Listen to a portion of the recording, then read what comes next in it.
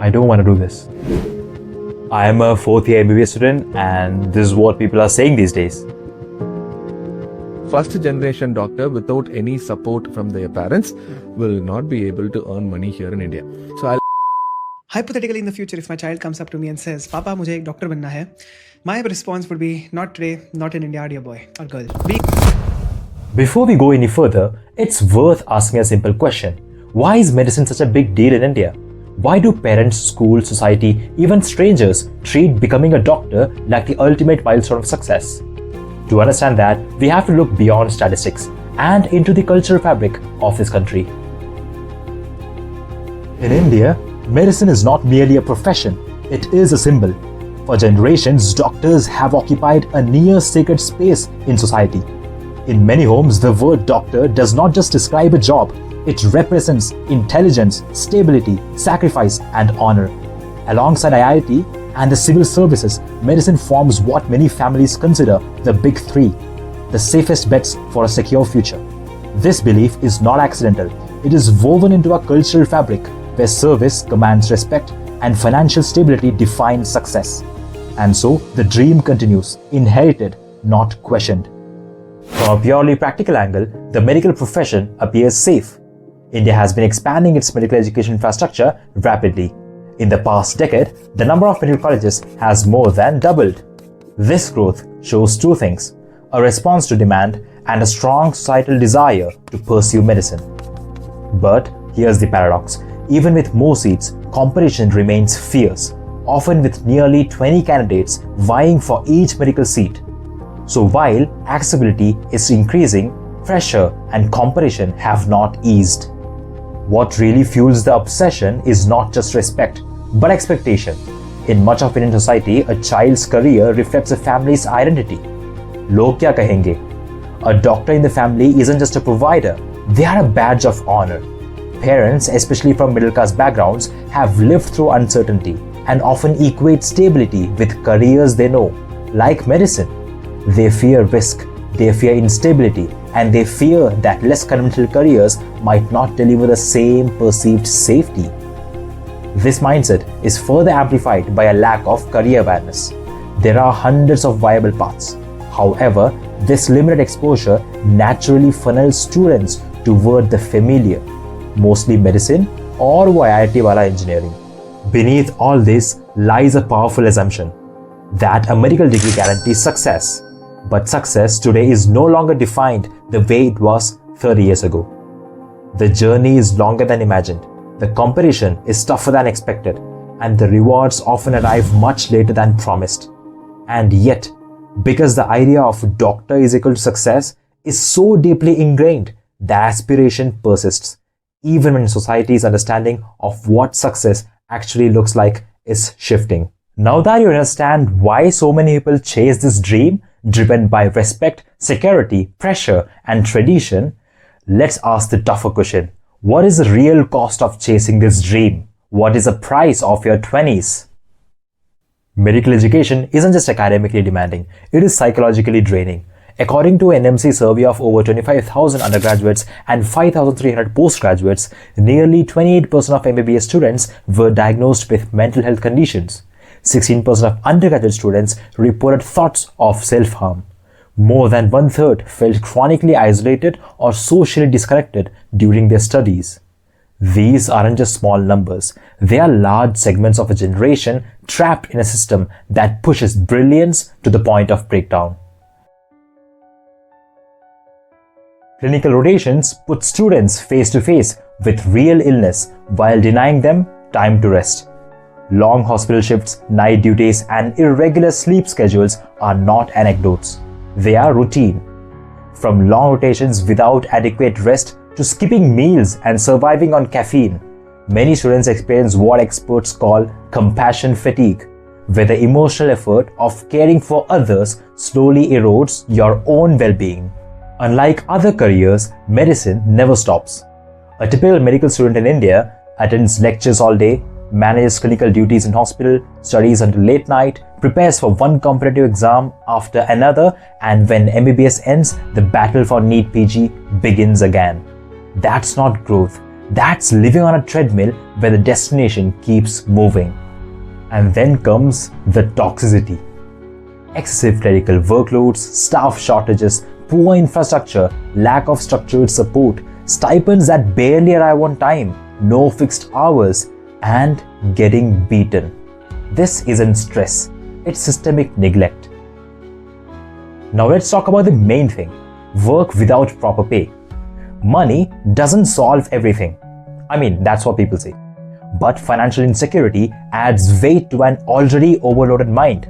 Many interns and resident doctors across India receive stipends as low as 12,000 to 25,000 rupees per month, despite working long shifts and handling serious responsibilities. अगर आप देखो तो एक मजदूर भी शायद इससे ज़्यादा पैसे कमा लेता होगा, पर This isn't just salary. This is the dignity of work, the recognition of effort, and the financial independence that most of their peers achieve years earlier in other careers. As a first generation lower middle class doctor, I want to say to all of the students who are in 11th, 12th and are aspiring to become doctors and are first generation in their family, that don't come into this profession if you are glorified by the high pay incomes or high paying salaries, because there is nothing like such in this profession. I have passed my MBBS and I'm done with the NEET PG exam. I have taken drop of around 5 to 6 months, and now I'm not joining any GRship because counseling has been going on and I'll be joining soon. And right now I don't have any money, I don't have any income source, so it's just struggle for around 10 to 12 years. Don't come into this profession if you are just coming here for the sake of, high paying incomes and glorified by the Instagram and social media. So yeah, I'm just done with my workout and wanted to share this to all of you. I hope. So, when someone tells you that medicine is prestigious, remember this: prestige doesn't pay your rent, it doesn't fix your sleep schedule, it doesn't protect your heart from burnout, and it certainly doesn't guarantee a healthy life in your 20s and ultimately in the future. Multiple NEET aspirants have died by suicide due to exam pressure. These stories are not isolated or distant. They represent a pattern of emotional collapse triggered by a single exam blister. For many, life doesn't resume after NEET, it pauses. While friends graduate, earn, travel, and grow, NEET aspirants often find themselves stuck in coaching classes for 2, 3, 4 years or even more. Some students repeatedly drop years to prepare again, hoping that one more year of sacrifice will finally deliver the result they dream of, while their peers build careers, earn money, and experience life outside textbooks. And what's worse, even after years of preparation, many of them don't get the seat they were aiming for. This leads to another cruel consequence: a lifetime of what ifs. What if I had chosen something else? What if I had started sooner? What if I hadn't wasted my only youth chasing one dream? India has witnessed many such tragedies over the years. These are not just statistics, these are lost lives, lost potential, lost futures. तो भाई जितने भी content creator तुम्हारे सामने ऐसे MBBS को glorify करते हैं, मुझे पता है करते हैं, अपनी लाइफ दिखाते हैं, असलियत ये है, ये 21,700 रुपए मुझे राजस्थान की इंटर्नशिप में मिलते हैं, और ऐसे ट्रैवल करता हूँ मैं, है ना। तो ये असली लाइफ, यहाँ करना पड़ता है असली स्ट्रगल। वो जो लाइफ होती है ना, वो 40 के बाद शुरू होती है, या फिर वो सेकंड जनरेशन डॉक्टर्स होते हैं ना, यही सत्य है भाई। तो ये जो जितने भी लोग ओवर ग्लोरीफाई करने वाले हैं, इनके लिए भगवान ने अलग से सोयाबीन का तेल रख रखा है नरक में तलने के लिए। समझ में आ रही है ना तुम्हें बात? Millions are enduring years of struggle with the belief that success, stability, and a good life are guaranteed at the end of it. But the reality reveals a different truth. Let's talk about what really happens when you devote the most formative years of your life, your 20s, to chasing a single goal that might not even give you what you expect. Every year, lakhs of students appear for NEET with the same dream: I will get into MBBS and my life will be secure. But statistics tells a harsher story. Out of over 20 lakh aspirants each year, only a fraction secure medical seats. Many students repeat the exam year after year, hoping this time will be the breakthrough. But in those years, they delay other career pathways. They lose time for passions outside medicine. They delay financial independence, personal growth. Their 20s aren't lived. They are spent chasing a score. And pressure doesn't stay inside notebooks. It manifests in real life in disturbing ways. Recently, a NEET aspirant in UP, after 2 unsuccessful attempts, allegedly amputated his own foot in an attempt to gain eligibility under the disability quota to secure an MBBS seat. This isn't a fictional drama. This is desperation magnified by systemic obsession. And these are not isolated incidents. Across coaching hubs like Kota, nicknamed not for its exams but for its rising number of student suicides, dozens of aspirants have died under pressure. Reports describe the city as emerging as a suicide hotspot for competitive exam stress. Let's say you do make it into MBBS. Does that mean certainty, happiness, guaranteed success? Not really. After NEET comes the next major filter, NEET PG, where again lakhs compete for a very limited number of PG seats. A bottleneck so tight that many doctors spend years preparing again.